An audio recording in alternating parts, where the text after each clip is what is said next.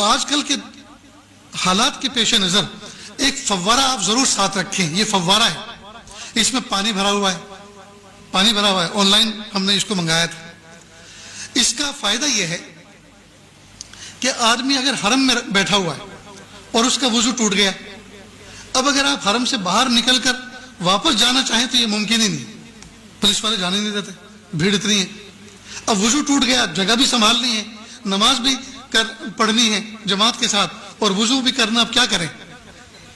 تو آپ ایسا اپنے ہینڈ پرس کے اندر ساتھ میں ہر وقت پانی بھر کے رکھیں اور اس سے آپ وضو کر لیں. اس سے وضو کرنے کا طریقہ بہت آسان ہے.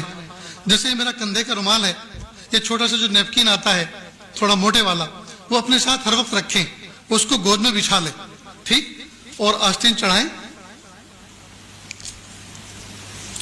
اور اس سے وضو کرنے کا طریقہ یہ ہے کہ وضو میں سب سے پہلے کلی کی جاتی، ہاتھ دھوئے جاتے ہیں، ٹھیک، اس کے بعد کلی کی جاتی ہے، ناک میں پانی ڈالا جاتا ہے. لیکن یہ فرض نہیں ہے، یہ اگر نہیں بھی ہوگا تو بھی وضو ہو جائے گا.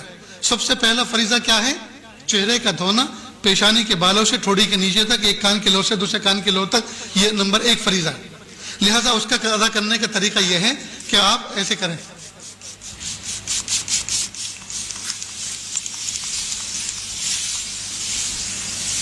دیکھو میرا منہ بھیگ گیا نا، اس کو میں نے مل لیا. اور شریعت کا فقہ کا اصول یہ ہے، جس عضو کو دھونا ہے اگر اس میں سے 1-2 قطرہ پانی ٹپک گیا تو وہ دھلا ہوا سمجھا جائے گا. یہ تو قطرات تو ٹپک گئے تو چہرہ دھل گیا. اب ہاتھ دھونا ہے جی. دوسرا فریضہ انگلیوں سے لے کر کوہنی تک، کوہنی سمیت اپنا پورا ہاتھ دھونا، دونوں ہاتھ دھونا. تو اس کا طریقہ یہ ہے کہ آپ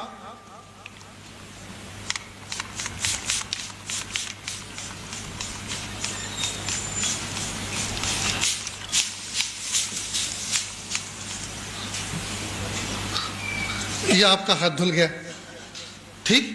اسی طرح سے دوسرا ہاتھ دھونا ہے، اسی طرح دوسرا ہاتھ دھونا ہے. آپ میری طرف دیکھیں، بہت اہم کام چل رہا ہے.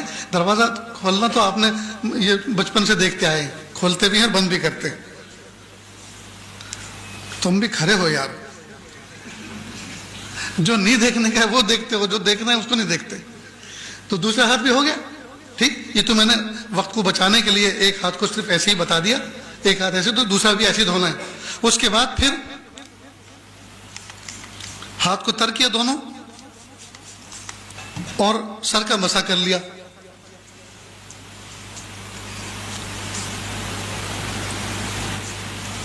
ہو گیا مسح. اسی طرح دونوں پیر کو دونوں. اب نہ دریا بہا، نہ نالی چلی، نہ جو ہے کسی کو کراہت ہوئی، آسانی کے ساتھ بیٹھے بٹھائے اپنی جگہ پہ حرم میں آپ نے وضو کر لیا. ایسا ہی آپ جہاز میں کر سکتے ہیں، ایسا ہی آپ بس میں کر سکتے ہیں، ایسا ہی آپ ٹرین میں کر سکتے ہیں، اور ایسا ہی آپ ہر مجمع میں کر سکتے ہیں، اور آپ باوضو رہیں گے. سمجھ گئے دوستو؟ تو آپ اس طرح کا پرچیز کر لیں، اپنے ساتھ بھی رکھیں. ماں بہنیں جو حج میں ساتھ میں جا رہی ہیں ان کا الگ رکھیں، سمجھ گئے؟ ان کا رہے، انشاءاللہ ان کو کبھی بھی تکلیف نہیں ہوگی. میرے دوستو، سفر میں کوشش اس بات کی کریں کھانے پینے پہ کنٹرول ہو. دیکھو آپ بھوک برداشت کر سکتے ہیں، لیکن کھانے کے بعد جب استنجے کا تقاضا ہوتا ہے، اگر مناسب جگہ نہ ملی تو وہ برداشت نہیں کر سکتے. بھوک برداشت کرنا آسان ہے، لیکن کھانے کے بعد جو استنجے کی ضرورت پیش آتی ہے، اس کا اگر مناسب موقع اور مناسب جگہ نہ ملی آدمی پریشان ہو جاتا ہے. تو کھانے پہ کنٹرول رکھیں. خاص طور سے حج کے 5 دنوں کے اندر کم سے کم کھائیں، تاکہ آپ کو زیادہ سے زیادہ ٹوائلٹ اور اس سے جو ہے آپ کی حفاظت ہو سکے، اور آپ کا وقت وہاں لائن لگانے میں نہ گزرے، بلکہ طاعت و اذکار، ذکر و اذکار میں گزرے. اتنی بات یاد رہے گی.